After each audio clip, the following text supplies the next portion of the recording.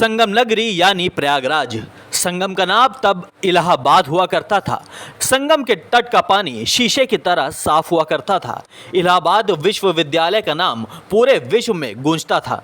1980 के दशक में प्रयागराज बदल रहा था, या यूं कहे कि नया रंग रूप आकार और सियासी आवरण अख्तियार कर रहा था। नए कॉलेज बन रहे थे, नए नए उद्योग स्थापित हो रहे थे, बड़े बड़े सरकारी ठेके बंट रहे थे।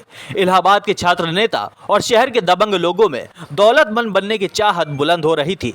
इसी दौर में जखिया मोहल्ले में रहने वाला फिरोज तांगे वाले का बेटा अतीक अहमद सुर्खियों में आता है।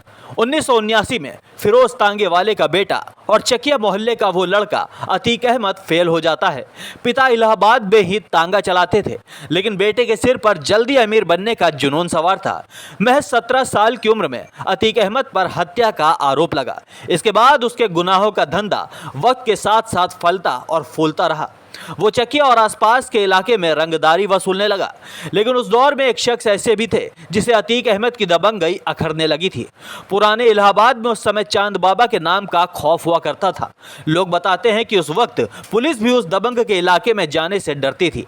अगर कोई पुलिस वाला गलती से चला भी गया तो चांद बाबा के गुंडे उसे पीट कर ही वापस भेजते थे। चांद बाबा के छोटे से गैंग के सामने चकिया का छोटा सा लड़का अतीक अहमद खुद को उससे बड़ा गुंडा साबित करने के लिए पूरी ताकत लगा रहा था।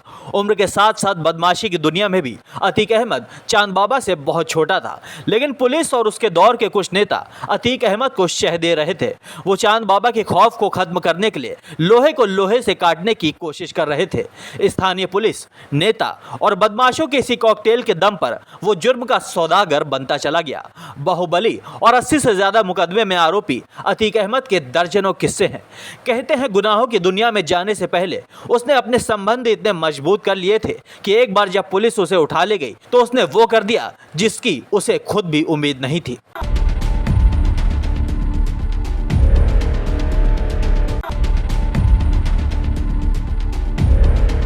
1986 की बात है। उत्तर प्रदेश में वीर बहादुर सिंह की सरकार थी। प्रधानमंत्री थे राजीव गांधी। चकिया के अतीक अहमद का गैंग पुलिस के लिए बहुत खतरा बन चुका था। उस वक्त पुलिस उसके लड़के को गली गली खोज रही थी। तभी अचानक से पुलिस ने एक दिन अतीक को उठा लिया, लेकिन पुलिस उसे थाने लेकर नहीं गई। किसी को खबर नहीं लगी कि आखिर क्या हुआ। सबने समझा अतीक का काम तमाम हो गया। लेकिन तभी दिल्ली से एक फोन आया। बताया जाता है कि वो फोन एक सांसद का था, जो समय के पीएम राजीव गांधी के बेहद करीबी हुआ करते थे। दिल्ली से फोन आया लखनऊ, लखनऊ से फोन गया इलाहाबाद, और पुलिस को अतीक अहमद को छोड़ना पड़ा। पुलिस और नेताओं को यह एहसास भी नहीं था कि अतीक सिर्फ चांद बाबा के लिए ही नहीं, बल्कि आगे चलकर कानून और सियासत के लिए बड़ा सिरदर्द बनने वाला था। फिलहाल अभी अतीक अहमद गुजरात की एक जेल में बंद है, लेकिन उसका भय आज भी इलाहाबाद के लोगों के दिलों में है। इस सीरीज में बस इतना ही। हम आपको इसके अगले सीरीज में लेकर आएंगे कि कैसे अतीक अहमद ने फैला लिया था पूरे भारत में अपना साम्राज्य, कैसे चकिया का एक लड़का बन गया मुख्यमंत्री का इतना खास, जुर्म से लेकर राजनीति की दुनिया में कैसे रखा इसने कदम। गैंगस्टर की इस सीरीज में फिलहाल बस इतना ही।